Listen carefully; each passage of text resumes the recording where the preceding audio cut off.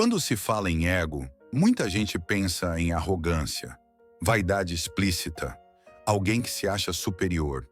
Mas o ego mais comum não é barulhento. Ele é silencioso, cotidiano e socialmente aceito. Ele aparece quando você se sente diminuído com facilidade, quando se compara o tempo todo, quando precisa ser reconhecido para se sentir em paz. O ego não quer grandeza, ele quer confirmação, quer sinais constantes de que você importa, de que está acima da média, de que não está sendo ignorado.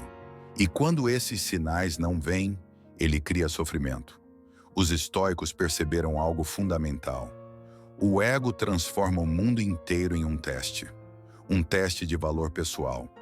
Cada conversa vira avaliação, cada silêncio vira rejeição, cada erro vira humilhação.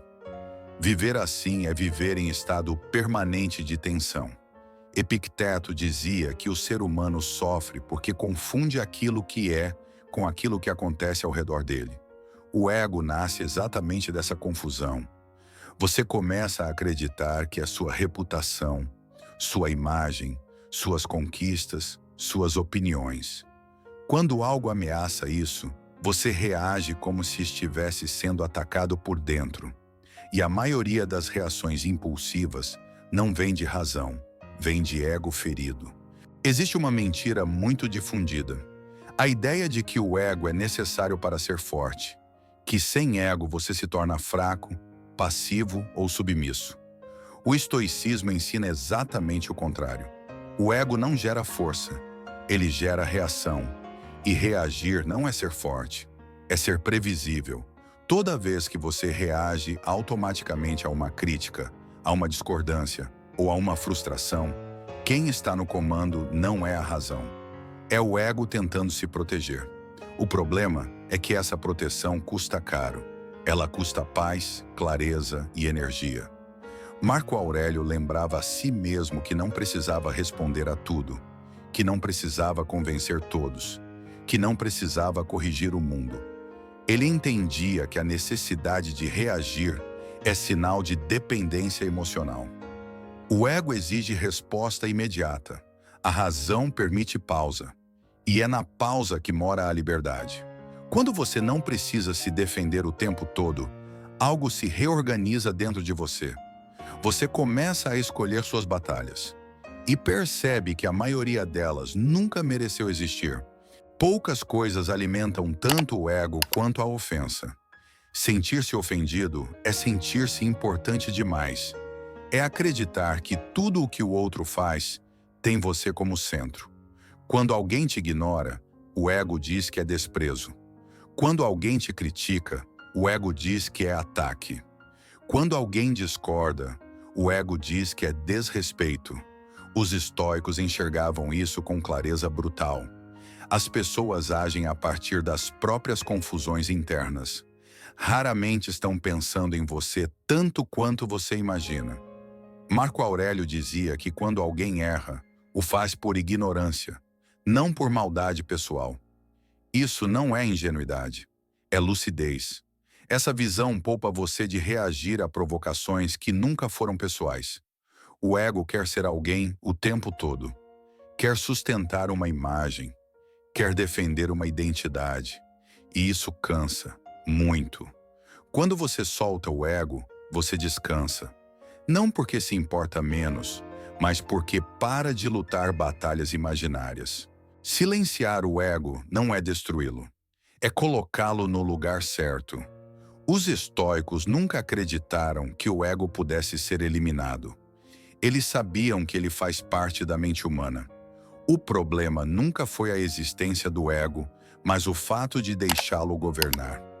Quando o ego está no comando, você vive em estado de alerta constante, sempre se defendendo, sempre interpretando, sempre reagindo.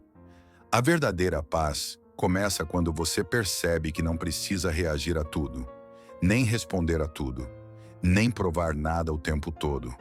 Essa percepção não vem de uma grande revelação. Vem de cansaço.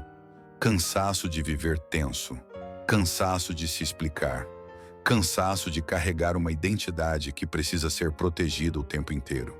O ego cria uma vida pesada, porque transforma cada situação em algo pessoal.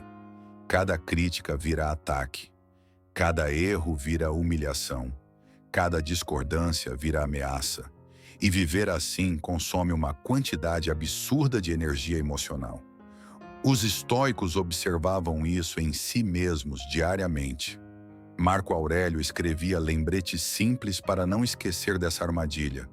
Ele se lembrava de que as pessoas agem conforme o que sabem, de que muitas falas não merecem resposta, de que o silêncio, muitas vezes, preserva mais dignidade do que qualquer argumento. Silenciar o ego começa com uma prática simples e desconfortável: pausar. Criar um espaço entre o estímulo e a resposta. Quando algo te irrita, te ofende ou te provoca, o treino estoico não é reagir melhor. É não reagir imediatamente. É observar o impulso e não obedecer a ele.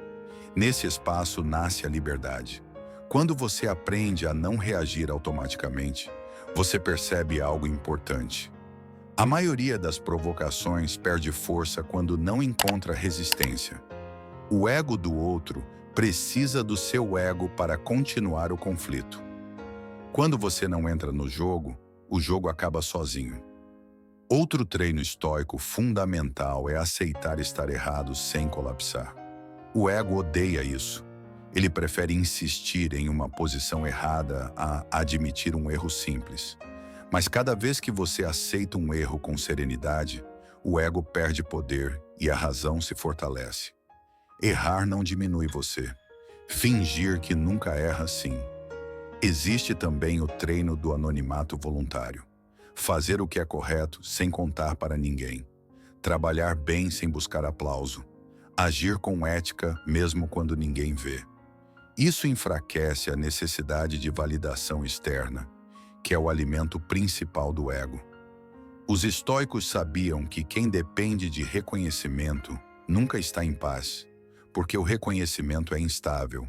Hoje vem, amanhã não. E quando some, leva a tranquilidade junto. Silenciar o ego também envolve abandonar comparações. O ego se alimenta de medir. Quem está melhor, quem está pior, quem avançou mais rápido, quem ficou para trás. Comparação constante cria ansiedade constante. Não porque você está indo mal, mas porque está olhando para fora demais. O estoicismo ensina a medir progresso interno, não posição externa. Você está mais calmo do que antes, mais lúcido, menos reativo. Isso é crescimento real. Isso é riqueza interior. Outro ponto essencial é aprender a ser invisível quando necessário.